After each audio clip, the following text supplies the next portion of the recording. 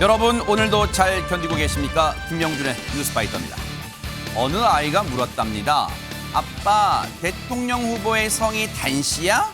아이 그게 무슨 소리야? 뉴스에서 맨날 후보 단일화 하던데? 그래서 한참을 설명해 줬더니 이번엔 아이가 그런데 아빠, 대통령 후보 토론회에서 봤는데 이게 무슨 뜻이야?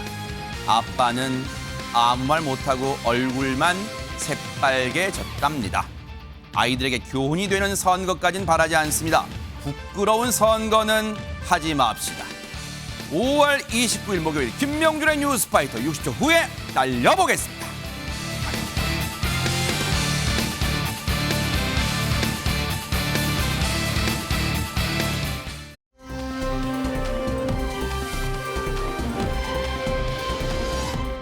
대선 막바지 대한민국도 지금 정신이 없지만요. 지금 전 세계도 바삐 돌아가고 있는데요. 첫 번째 가볼 나라는 어딜까요? 김묘성 기자님. 네, 중국으로 한번 가보겠습니다. 중국에서 패러글라이딩을 하던 한 남성의 얼굴이 아주 새하얗게 변한 일이 발생했다고 어머나. 합니다. 무슨 일 때문이었는지 영상 통해 확인해 보시죠.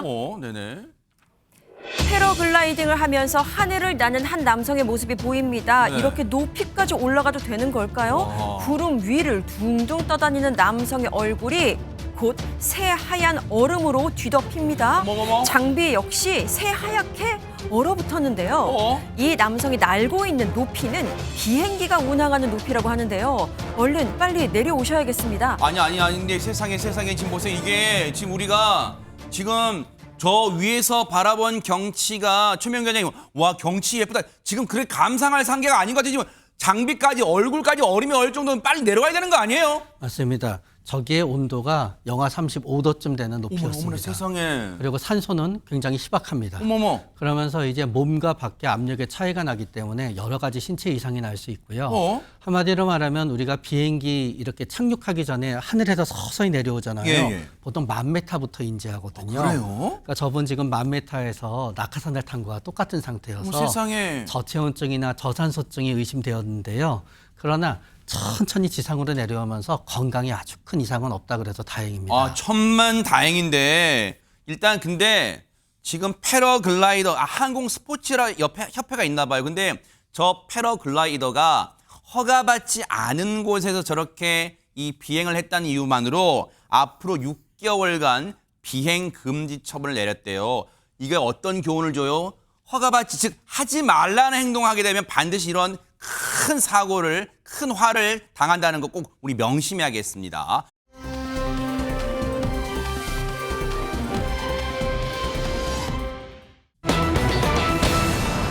세상에 공포 영화보다 더 공포스러운 일이 엘리베이터 안에서 벌어졌습니다. 김묘성 기자님. 네, 그렇습니다. 경북 구미에 있는 어느 아파트 엘리베이터 안에서 꽃이 아닌 흉기를 든 남성이 목격이 되면서 네? 주민들을 아연실색하게 했습니다. 영상이 준비됐는데요. 함께 보시죠.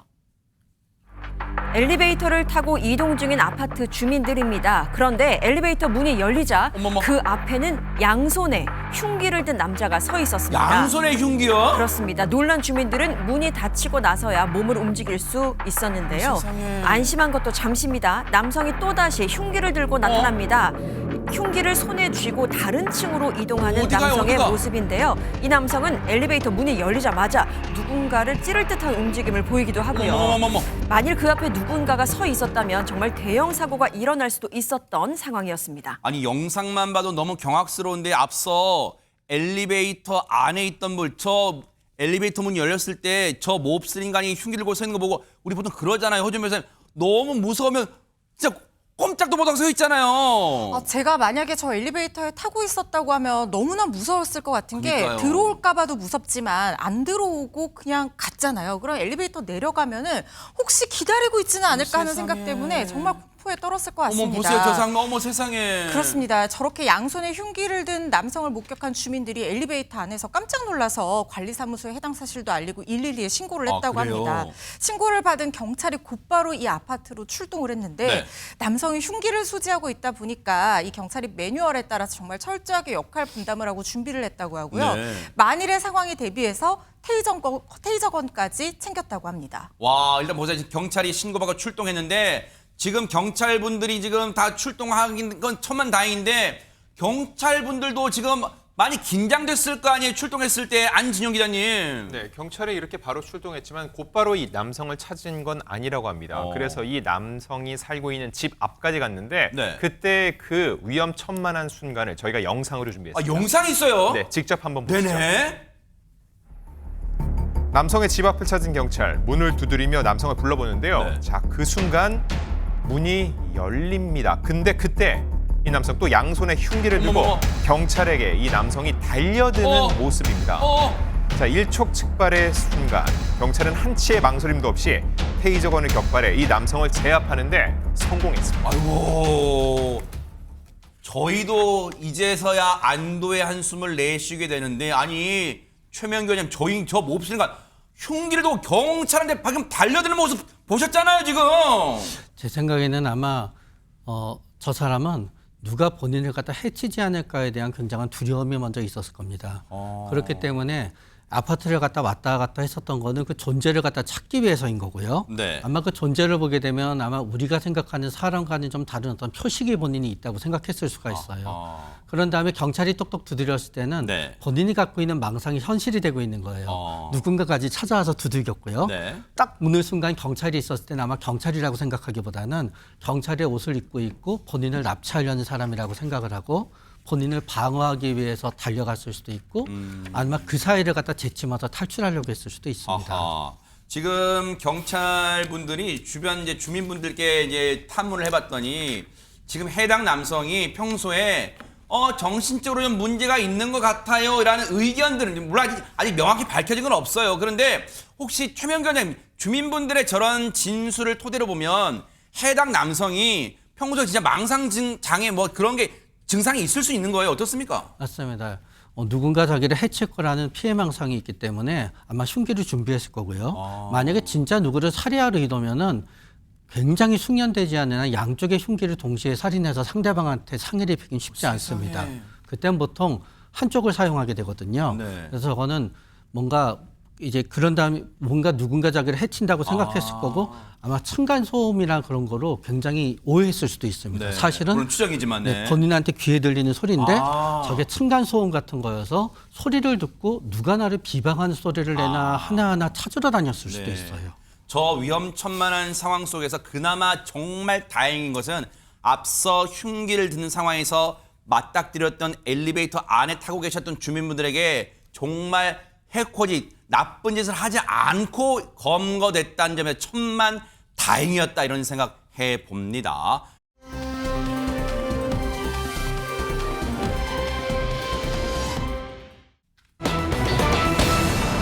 자, 오늘 오전 개혁신당 이준석 후보가 긴급 기자회견을 자청했습니다. 마지막 TV 토론회에 했던 그 문제 발언에 대한 어떤 해명, 사과일까요? 얘기 들어보시고 이어가 보도록 하겠습니다. 해당 표현은 제가 창작한 것이 아니라 이재명 후보의 장남 이동호 씨가 인터넷 커뮤니티에 직접 올린 글의 순화된 버전이었습니다. 그마저도 불편함을 느끼신 많은 국민들께 진심으로 사과드립니다. 가장 심각한 문제는 이재명 후보입니다. 저급한 혐오 표현 외에도 2년 가까이 700회 넘게 총 2억 3천만 원 정도의 불법 도박 자금을 입금한 기록이 나왔습니다. 이재명 후보가 이를 모르고 있었다면 무관심이거나 무능일 것입니다. 그런 인물이 과연 나라를 맡을 자격이 있겠습니까? 자, 사실 마지막 TV 토론에서 했던 표현에 대해서 지금 민주당에서는 이준석 후보가 거의 창작 수준의 발언을 했다고 했는데, 근데 지금 이준석 후보는 허준 변호사님, 과거 이재명 후보의 아들, 뭐 어차피 밝혔으니까요. 이동호 씨가 이동호 씨가 직접 했던 얘기라는데 그게 맞아요? 팩트를 한번 사실관계를 확인해 볼까요? 결론부터 말씀드리면 정확한 표현이 완전히 일치하는 것은 아니지만 유사한 표현을 했던 것으로 확인되는 모양새입니다.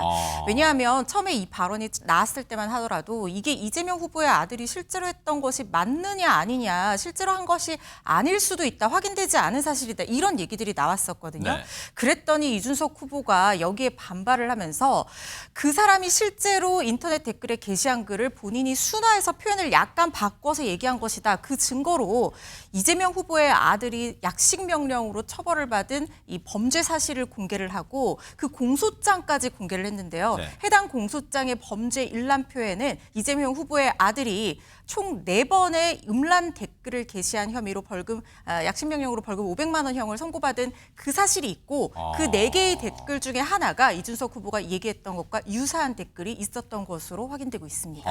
일단 사실관계는 어느 정도 그러니까 허무맹랑하게 만들어낸 말은 아니라는 게 일단은 지금 이준석 후보의 말로는 그 주장은 입증이 돼가는 셈이에요. 과거에 실제로 선고받은 전례가 있어요. 전력이. 그런데 이와 관련해서 민주당이 입장을 냈습니다. 들어보시고 이어가 보도록 하겠습니다. 대선을 5일 앞둔 시점에 과거 문제를 마치 새로운 일인 것처럼 선거에 이용해서는 안 됩니다. 더구나 상대방 후보의 낙선을 목적으로 허위 사실을 유포하는 행태는 용납할 수 없습니다. 사실과 허위 사실을 교묘히 섞어서 했고요. TV 토론에서 했던 그 발언 있지 않습니까? 그 발언은 명백한 허위 발언입니다. 지금 조승래 대변인은 김묘성 기자님, 이준석 후보의 발언이 사실과 허위 사실을 교묘히 섞었다는데 그러면 시청자분들께 이해를 돕기 위해서 무엇이 사실이고 무엇이 허위였다는 거예요? 뭘 섞었다는 거예요? 그래서 네, 조승래 대변인이 브리핑을 마치고 기자들과 이제 이야기를 나누면서 설명한 부분을 좀 빌어서 설명을 드려야 될 것 같습니다. 일단 이준석 후보가 저질 음란 공세를 하다 보니까 창작을 했다. 그 문구를 창작을 했다라고 표현을 합니다. 물론 이 부분에 있어서 이준석 후보는 창작이 아니다라고 반박을 하고 있죠.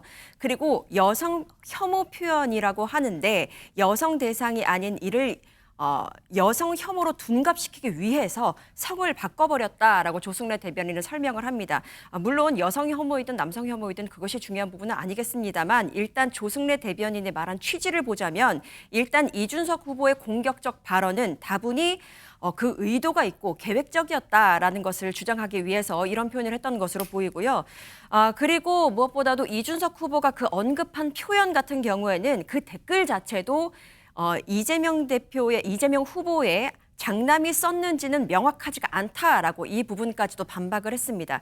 그러니까 사실과 허위 사실을 교묘히 섞어서 이준석 후보가 이야기를 했고 왜냐하면 자칫 상대방 후보의 그 낙선을 목적으로 한 허위 사실 유포가 만약에 돼버리면 일단 법적 조치를 피할 수가 없기 때문에 일단 법적 저촉은 피해야 되겠고 그런데 상대방 후보에 대해서는 흠집을 내고 싶기 때문에 이러한 과격한 표현을 TV 토론회에서 했다라는 것을 지적하고 있는 것으로 보입니다.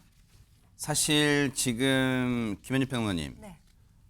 김묘성 기자님도 이제 설명을 쭉 해주셨지만 그리고 조승래 대변인도 뭐 설명을 했지만 기자들과 일문일답에서 중요한 건 시청자분들이 이 설명을 듣고 이해가 안 될, 지금 무슨 말인지 이해가 잘 안 되는 분들 많으실 거 아니에요. 명쾌하게 뭘 정확히 사실인 부분은 뭐고 허위인 부분은 뭐고 이게 명확히 뭔지 명확해야 되는 거 아니에요? 지금 뭐 이걸 어떻게 해석하라는 겁니까 지금?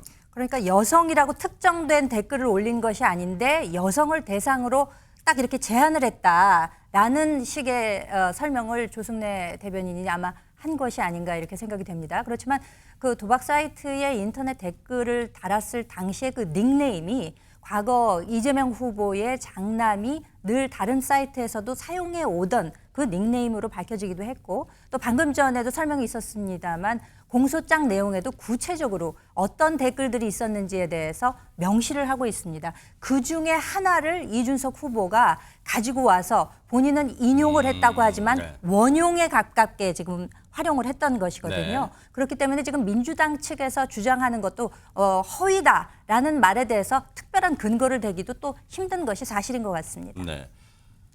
민주당은요 이재명 후보 이번에 이동호 씨는 이재명 후보의 두 아들 중 장남이에요. 그런데 불법 도박 의혹을 이미 받았었잖아요, 과거에. 거기에 대한 입장도 내놨는데 들어보시고 이어가 보도록 하겠습니다. 이준석 후보의 주장은 지난 과거의 일이며 국민들께서 이미 판단을 내린 일입니다.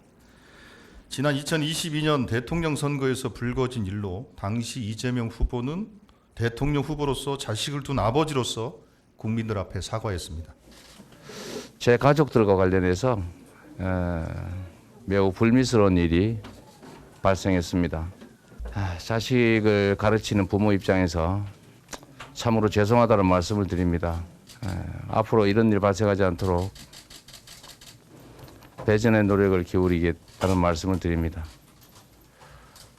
국민 여러분께 매우 죄송하다는 말씀 다시 한번 드리고 깊이 사죄드립니다.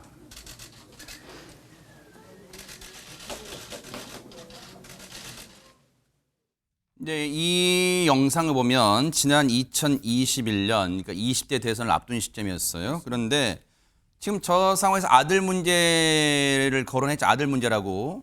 그러면 저 상황에서 사과하는 그때 당시 기억을 더듬어 보면 아마 김현주 평론가는 더 잘 아시겠지만 그때 당시 이준석 후보는 국민의힘의 당대표 아니었어요? 그렇습니다. 그러면 저 장면 봤을 거 아니에요. 근데 왜 뭔가 지금 이재명 후보가 아들 문제에 대해서 얘기를 안 한다, 뭐 그런 취지로 얘기를 했을까요? 이미 이제 본인이 그 TV 토론에서 한 발언이 네. 지금 좀 지탄의 대상이 되고 있지 않습니까? 그러니까 이준석 후보의 입장에서는 이 문제의 본질이라고 하는 것은 본인이 한 발언이 아니라 네. 원래 그 이재명 후보의 가족의 일탈 혹은 도덕성 검증 이것에 대한 그 책임 이것이 문제의 본질이라는 점을 대비해서 강조하고자 하는 것이 아닌가 싶습니다. 말씀하셨다시피 지난 20대 대선 당시에 네. 그 직전에 2021년 12월에 이미 입장문을 통해서 아비로서 그 자식의 잘못된 점에 대해서 사과를 한 바가 있고 또 당시에 그 인터넷 언론 등의 공동 인터뷰를 통해서도 가족들에 대한 문제에 대해서 앞으로도 뭐 무한 검증을 하겠다라는 네. 차원의 입장을 밝힌 적도 있기는 합니다. 네. 그렇지만 그 이후에 이제 법적으로 그 약식 명령을 통해서 500만 원의 벌금형이 나오기도 했고 네. 또 이번에 TV 토론 과정에서 후보들 간에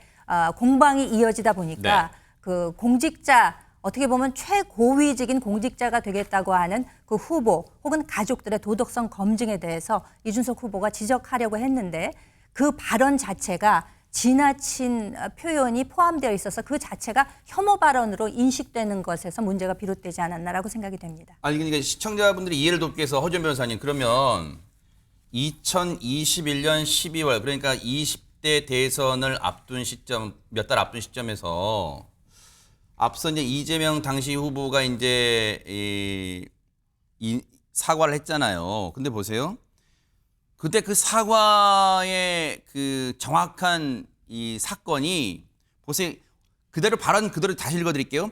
제 가족들과 관련해서 매우 불미스러운 일이 발생했다. 자식을 가르치는 부모 입장에서 참으로 죄송하다. 앞으로 이런 일이 발생하지 않도록 배전의 노력을 기울이겠다. 국민 여러분께 매우 죄송하다. 그 말씀을 다시 드린다. 깊이 드리고 깊이 사죄한다.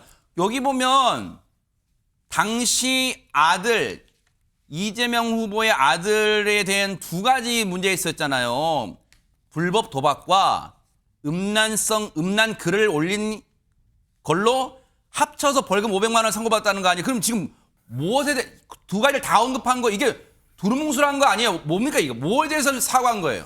그때 당시 이재명 후보는 뭔가를 정확하게 특정해서 사과하기는 좀 어려운 상황이 아니었나는 생각이 듭니다. 왜냐하면 그때도 이슈가 있었기는 했지만 정확하게 이 부분에 대한 어떤 처벌이 확정되거나 뭐 이랬던 그 시점 당시에는 그랬던 상황 아니었던 걸로 제가 기억을 하고 있거든요. 그러다 보니까 이 부분이 이재명 후보로서 뭔가 문제가 있고 도덕성이 어떤 흠집이 나는 부분이고 그리고 아들을 제대로 책임지지 못했다는 것에 대해서 이슈가 되기 때문에 일단 사과를 할 필요는 있다는 생각은 했겠지만 네.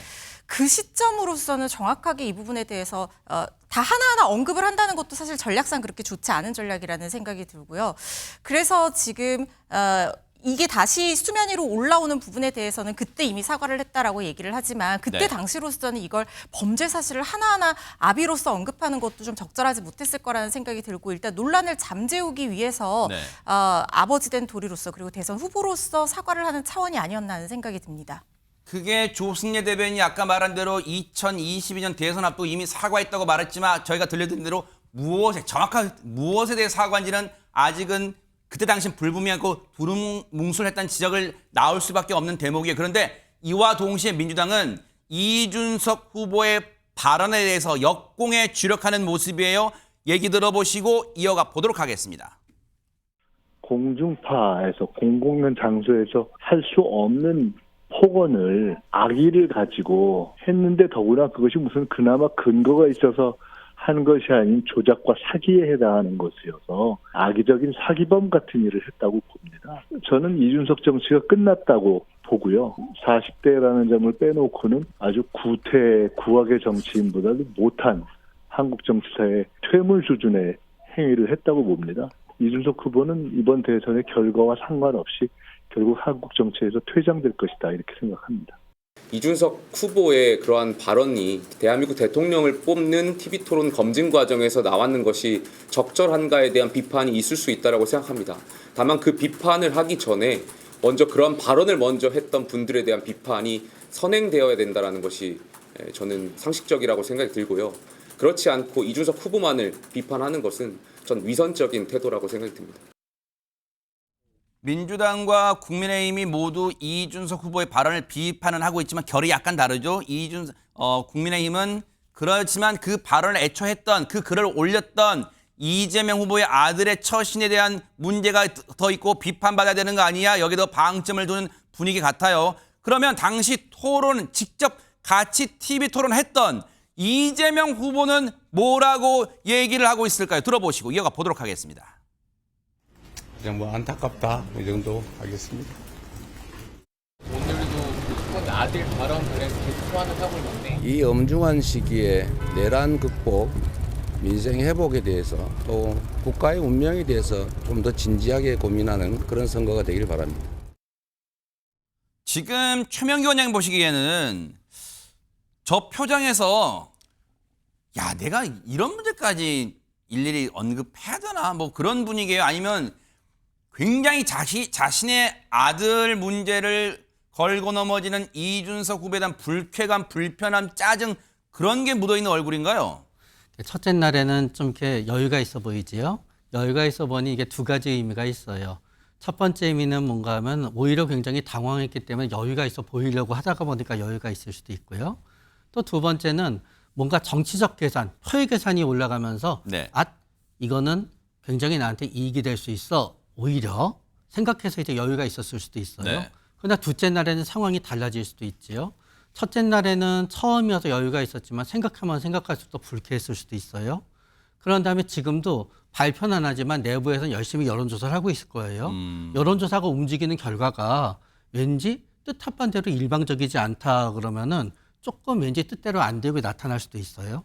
그러나 또 다른 변수는 뭔가 하면은 여기에 대해서 아드님과 직접 그 텔레 나왔었던 일에 대해서 직접 통화를 하거나 얘기하지 않더라도 어머님을 통해서는 얘기가 오가고 있겠죠. 그럼 저 아드님의 마음은 어떻겠어요? 아드님은 진짜 지금 괴로울 거예요. 결국 그 괴로움을 아버지로서 직접 보고 얘기를 듣건 얘기를 들었겠지요.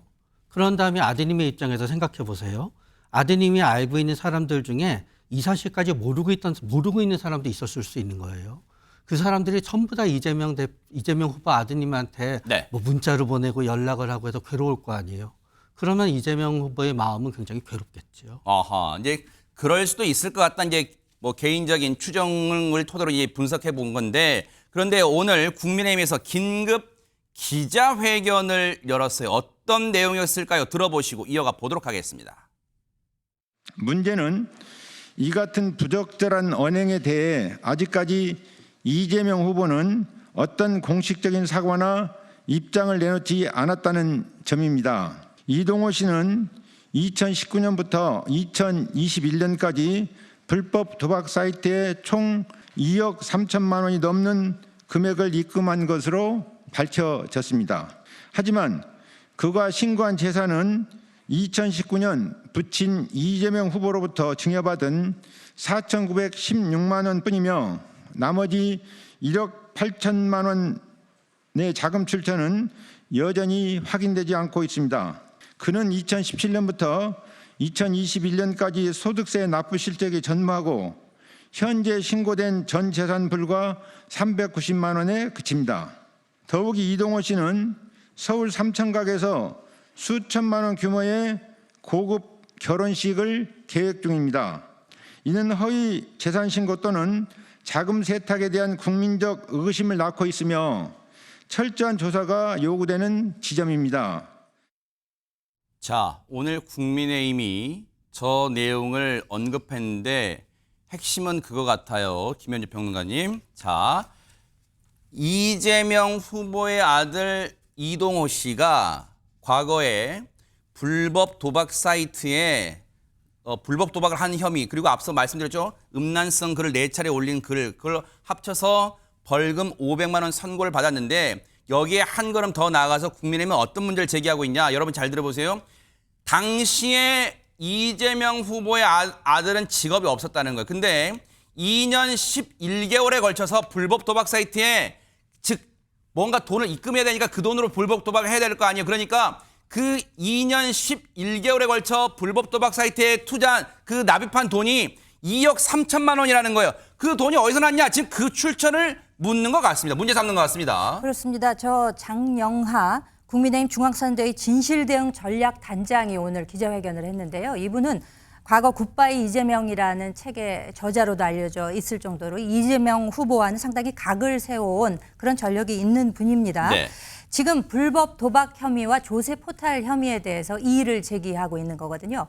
그러니까 지금 현재 그 국민적인 여론은 이준석 후보가 TV 토론에서 한 발언의 부적절성에 관해서 논하고 있지만 네. 실제 그 본질이라고 하는 이재명 후보 본인은 왜 이 문제에 대해서 사과를 하고 있지 않느냐라는 점을 지적을 하고 있고요. 네. 총 700여 회 넘게 불법 도박 사이트에서 총 2억 3천여만 원에 이르는 판돈을 굴린 것으로 지금 이해가 분석이 되고 있습니다. 네. 그렇기 때문에 2019년 이동호 씨의 신고 자산이라고 하는 것이 부친이 증여해준 4,916만 원, 그러니까 약 5천만 원이죠. 네. 근데 총 2억 3천여만 원의 판돈이 있었다고 하면 그 차액인 1억 8천만 원은 과연 어디서 나왔겠느냐라는 점을 지적하고 있고. 그래, 돈을 출처를 밝혀라 이건가요? 그렇습니다. 네. 그러니까 혹시 뭐 증여세를 포탈했다든지 네. 불법 자금이 뭐 들어간 것은 아니냐. 이래서 조세 포탈 혐의까지도 아. 한꺼번에 지적을 하고 있는 것입니다. 네.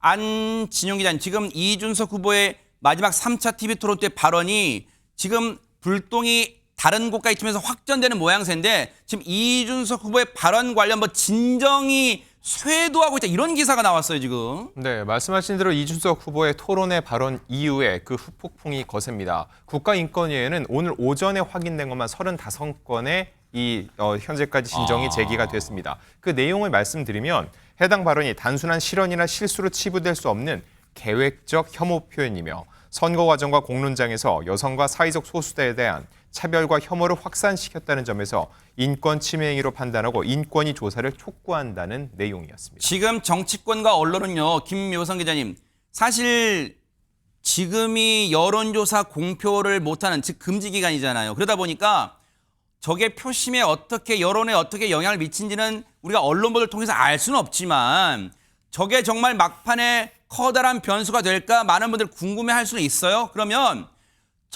만약 저 발언으로 인한 파장으로 이준석 후보를 각종 여론조사에 지지했던 그리고 오늘부터 사전투표가 시작됐지만 좋아하고 지지했던 분 중에 이탈표가 많아질까요? 아니면 변동이 없을까요? 혹시 이탈표가 많다면 그게 표심이 어디로 갈까요? 이재명 후보한테 갈까요? 김문수 후보한테 갈까요? 누가 좀 이렇게 만약 진짜 개인 뇌피처럼 이 추정을 해본다면요. 아무리 뇌피셜이라고 해도 그 마음이 어디로 갈지는 참 표심을 예측하기란 굉장히 어려운 것 같습니다. 그런데요, 지금 제가 아무튼 취재를 좀 해보니까 아하. 이준석 후보를 지지했던 사람들이 지금 실망감을 갖는 포인트가 우리가 지금까지 이야기했던 것과는 좀 다르더라고요. 아, 다른 거예요? 그러니까 그 이준석 후보를 지지한 사람들의 이야기를 들어보면 네.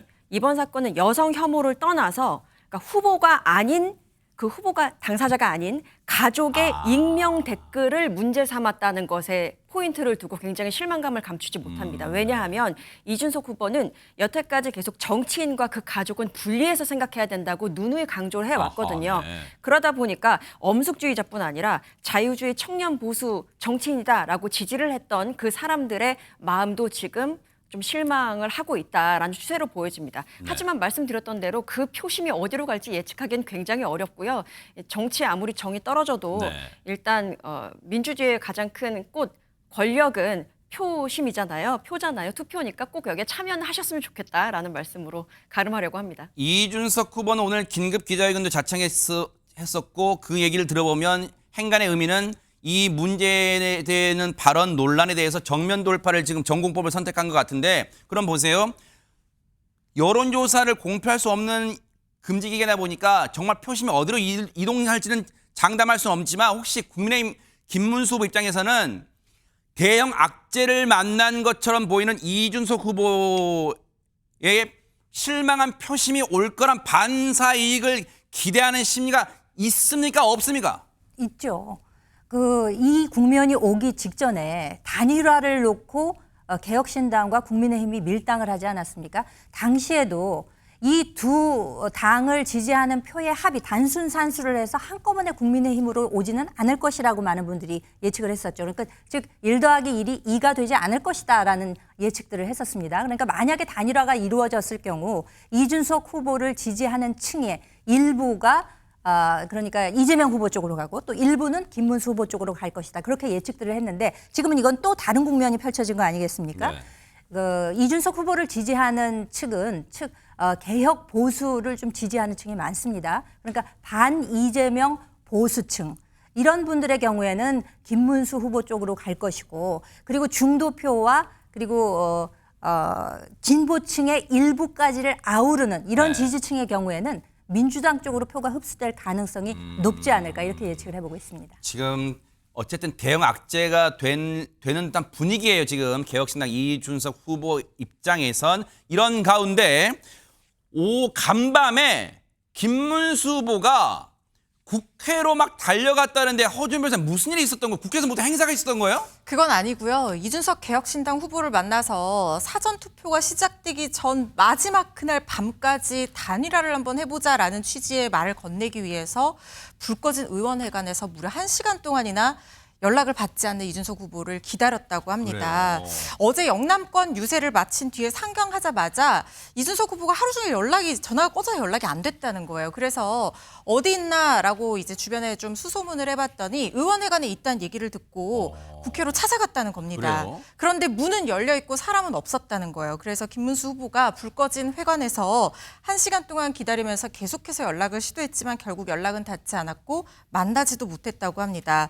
한참 동안 기다리다 떠나는 길에 하는 얘기가요. 전화를 아무리 해도 받지 않아서 만날 길이 없었는데 만났으면 잘해보자고 하려고 했다. 그리고 단일화에 대해서 마지막까지 계속 노력할 것이다라고 여운을 남겼습니다. 그렇다면 이준석 후보는 한밤중에 김문수 후보가 자신의 의원회관 이 방에 기다리고 있다는 걸 알았을까요? 몰랐을까요? 오늘 기자들의 질문이 쏟아졌는데요. 들어보시고 이어가 보도록 하겠습니다. 오전부터 제가 모든 전화번호에 대해서 수신 거부 및 차단을 설정해 놓았고 앞으로 국민의힘의 어떤 인사와도 이 단일화에 관해서 소통하지 않겠습니다. 대표님 안 계신 사무실에 김문수 후보가 찾아가서 언제까지 기다리겠다고 했었는데 단일화에 대한 진정성이 느껴지시죠? 제가 사실 제 전화기가 차단되었기 때문에 어제는 제가 일에 집중 좀 하느라 저희 쪽 관계자들의 전화도 제가 잘 못 받았습니다. 그래서 김문수 후보님 어떤 상황인지 정말 제가 전화로 파악하기 어려웠던 그런 상황인데 그렇게 일정이 잡히지 않았는 데까지 오셔가지고 좀 몸둘 바를 모르겠습니다. 김문수 후보의 입장에 대해서는 제가 그 진정성을 의심해 본 적도 없고 선의를 의심해 본 바도 없습니다. 하지만 저는 만날 계획이 없다. 그리고 단일화나 아니면 이런 것에 대해서 논의할 의지가 없다라는 것을 일관되게 밝혀왔기 때문에 변화는 없을 것 같습니다. 뭔가 예의는 갖추면서 하지만 뭔가 진짜 차단 번호로 이 저장을 해놓은 걸까요? 어쨌든 전화가 꺼져 있어서 몰랐다는 거 아니에요? 그런데 단일화에 대한 국민의힘 내부 목소리가 둘로 갈리는 분위기예요. 그 내용 마저 들어보시고 이어가 보도록 하겠습니다. 사전 투표가 시작됐지만은 이후에도 이준석 후보와 단일화를 위해서 뭐 만남을 이어가시거나 하실 계획 있으신가요? 그러면 저는 마지막까지도 계속 노력을 하겠습니다. 그래서 전체적으로 지금 하나로 뭉치기 위해 가지고 노력을 계속 하고 있는 중입니다. 이준석 후보와의 단일화는 결국 무산됐습니다. 완주를 선택한 이준석 후보의 뜻을 존중합니다. 하지만 저는 투표장에서 유권자들의 선택에 따른 단일화가 이루어질 것이라고 생각합니다. 이준석 후보의 정책 공약 중 우리가 받아들일 수 있는 공약은 최대한 수용하는 방향으로 검토하겠습니다. 결이 다르죠. 후보 본인은 끝까지 열심히 해서 진짜 뭔가 노력해 볼게요. 근데 권성동 원내대표는 이미 물러건너갔고 그냥 우리 후보 자강론, 우리 후보 잘하자. 지금 막 표로서 단일화 효과 누릴 거예요. 지금 그런 얘기를 하고 있습니다. 근데 허준 변호사님, 이런 가운데 보수 단일화를 확신한 사람이 있다면서요? 바로 이재명 후보입니다. 토론회 내내 보수가 단일화할 거라고 주장을 했는데 사전투표가 시작된 오늘까지도 SNS에 보수 후보 단일화를 주장을 하고 있습니다. 이준석 결국 후보 포기하고 김문수 단일화로 내란 부패 갈라치기 연합할 것을 확신한다라는 글을 올리면서 네. 양두구역하려다가 또 토사구팽 당할 수도 있다라고 하면서 저격하는 글을 올린 건데 네. 이준석 후보가 뭐라고 반응을 했냐면요. 부정선거론을 믿었던 분당께 또다시 망상의 늪에 빠지고 있다. 헛것이 보이면 물러가실 때가 된 것이다 라고 하면서 단일화 의지가 없음을 다시 한번 드러냈습니다. 이재명 후보는 단일화가 될 거라고 확신하면서 마지막까지 경계를 늦추지 않는 그런 모양새예요. 그런데 안진용 기자님, 이런 가운데 국민의힘을 향해 섬뜩한 경고를 날린 사람도 있다면서요. 누굽니까? 네, 경선에도 참여했던 홍준표 전 시장입니다. 오늘 SNS를 통해서 국민의힘을 향해서 쓴소리를 아끼지 않았는데 네. 그 내용을 보면 내 탓도 이준석 탓도 하지 마라. 너희들이 다 잘못한 탓이라고 일침을 놓았고요. 한 사람을 터무니없는 모략으로 쫓아내고 또 한 사람은 시기와 질투로 두 번의 사기 경선으로 밀어냈다고 했는데 여기서 모략으로 쫓아낸 사람은 이준석 후보를, 그리고 경선에서 밀려난 사람은 본인을 뜻하는 것으로 보입니다. 네. 아울러 박근혜 탄핵 때는 용케 살아남았지만 이번에는 살아남기 어려울 것이라는 입장을 덧붙였습니다. 야, 이건 쓴소리 정도가 아니라 조금 심하게 말하면 당에 그냥 저주를 막 퍼붓는 그런 정도잖아요. 근데 최명규 원장님, 사실 이 정도 되면은 하와이에서 국내로 입국을 해도 국민의힘에 다시 들어갈 수는 없을 것 같다는 생각이 드는데, 그러면 귀국했을 때 무슨 플랜, 계획이 있을까요? 지금 홍준표 전 시장은? 홍준표 전 시장의 가장 커다란 정치적인 강점은 그냥 순간순간에 따라 계획이 나와요. 그러나 미리 본인이 어떤 계획을 세워놓고 거기에 맞춰서 본인이 상황을 갖다 예상하지 별로 않는 것 같아요. 네네. 그러니까 막 그렇기 때문에 막상 왔을 때 본인 주위에 막 사람이 몰리면 거기에 맞춰서 계획을 할 거고요. 네. 그러나 저는 2, 3년 뒤에 또 국민의힘에 못 들어갈 건 없다고 생각이 돼요. 나왔다가 한 번 들어갔는데 왜 두 번 못 들어가요? 그럴 수도 있어요. 사실은 정치가 한 치 앞을 내다볼 수 없는 게 지금 대한민국의 정치 현실 아닌가, 그런 생각해 봅니다. 오늘부터 사전투표 시작됐죠. 아마 지금은 마감됐지만 아마 소중한 한 표 행사하신 분들 지금 시청자분 중에 많으실 텐데 후보들은 어땠을까요? 보시고 이어가 보도록 하겠습니다.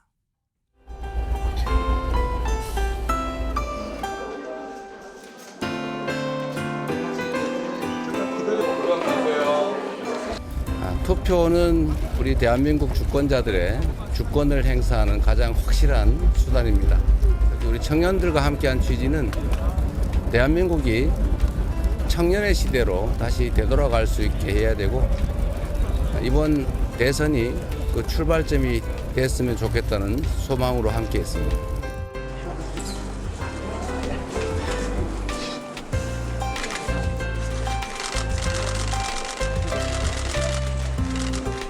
투표율이 높다는 것은 이번 선거에 대한 관심이 높다고 봐야 되지 않겠나, 이렇게 보고 있습니다. 저도 오늘 저 딸하고 이렇게 같이 나왔는데 딸하고 이렇게 같이 한 적은 처음입니다.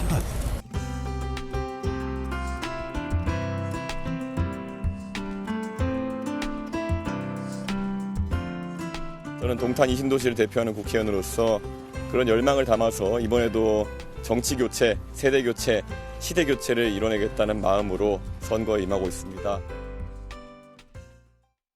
주요 후보들도 소중한 한 표를 행사했는데 지금 사전 투표율이 얼마나 될까 높을까 낮을까 막 궁금하신 분 많으실 거 아니에요. 역대 최고라고 합니다. 매 시간 투표율이 발표가 됐는데 매 시간마다 역대 최고를 갱신했고 지금 4시 기준으로는 무려 15.72%의 투표율을 기록하고 있다고 하거든요. 아마 지금 더 높아졌을 것 같은데 각 당에서는 아전인수격으로 우리 당이 유리하다 이렇게 해석하는 분위기지만 네. 아무래도 투표에 대한 어떤 유권자들의 굉장한 관심과 열기가 그만큼 높다는 걸 방증해 주는 것이 아닌가 싶습니다. 어쨌든 아마 지금 이 순간에도 왜냐면 집계 각 지역 이 집계가 되니까 투표는 끝났지만 집계되는 거 들어오면 아마 또 수치는 변할 수 있죠. 어쨌든 저렇게 높다 그 말이에요 지금. 그런데 김묘성 기자님 아까 후보들 사전 투표했잖아요. 혹시 그 투표 소전 한 표 행사한 투표장에도 의미가 좀 있어요? 어떻습니까? 네, 그렇습니다. 이재명 후보 같은 경우에는 서울 신촌에서 투표를 했는데 청년층이 많은 곳이잖아요. 그래서 젊은이들과 함께 투표를 하는 모습을 보여줬고 김문수 후보 같은 경우에는 인천 계양구에서 투표를 했습니다. 이곳은 이재명 후보의 지역구잖아요. 오호. 여기에서부터 지지율 역전을 이뤄내겠다라는 야. 의미를 갖고 있다고 하고 네. 그리고 이준석 후보는 본인의 지역구인 동탄에서 투표를 진행했습니다. 야, 뭔가 나름 의미를 다 부여했어요. 그런데 오늘 기사를 보니까 대통령 후보 각 후보들 이름 옆에 방송인 홍진경 씨 이름이 같이 나와요. 왜 그럴까요? 그랬더니 이랬답니다. 영상 보시고 이어가 보도록 하겠습니다. 이거 해보니 아파트 369 369 이거 하지. 그 가발 한번 써볼까? 아 진짜요? 네. 나도 하지 내 걸로 하지. 아주 좋아. 찔레꽃 한번. 나는 노래 잘 못 부른다 하여튼 안 불러볼까? 찔레꽃 붉게 피는 남쪽 나라 내 고향. 운동권 저거 한번 불러보자. 뭐야? 어떤 거요? 운동권 노래 중에. 그 바닥 떠나신 거 아니에요? 단식 투쟁한 적 있었어요. 이제 정치 선배 중에 단식해본 분들 있잖아요. 야이 미련한 놈아 이러더라고요. 물통이 있으면은 엉덩이에다 물엿을 꽂아놨다가 기자들 앞에서 자신 있게 따는 거. 정자세로 이렇게 앉아있다가 기자분들 퇴근하시고 나면은 그 낭만 닥터 김사부 환자 같은 거 이렇게 보면 누가 가르쳐줘요? 키스는 뭐 요즘부터 매일 하지. 우리가 못 보던 예능감도 뿜뿜 막 표출했는데 그런데 이런 예능감만 표출한 게 아니라 진솔한 얘기는 털어놓지 않았을까요? 얘기 들어보시고 이어가 보도록 하겠습니다. 다 실수 덩어리인데 제가 그 중에 제일 힘든 게 가족들하고 싸운 거지. 그게 또 개인적인 일로 끝나지 않고 많은 사람들이 또 상처받았죠. 가장 힘들었던 순간은 고문 받을 때 하도 많이 맞아가지고 얼굴이 틀어지고 전부 상처고 나중에 도저히 죽겠다 해서 죽으려고 이렇게 땅바닥에 머리를 찧어서 죽어보려고 이렇게 하면은 두구레가 딱 묶어놓으면 이게 머리를 아무 찧어도 죽을 수가 없어요. 와, 제가 윤석열 대통령한테 얻어맞아가지고 한 2년 진짜 방황했거든요. 잘 나갔는데 쫓아내가지고 우리나라는 보수 진영에는 왕당파가 많아요. 왕을 우선시한다 이래가지고 그 사람들이 봤을 때는 네가 대들면 안 되지 이렇게 살다가 갑자기 뺑소니 나는 느낌이에요.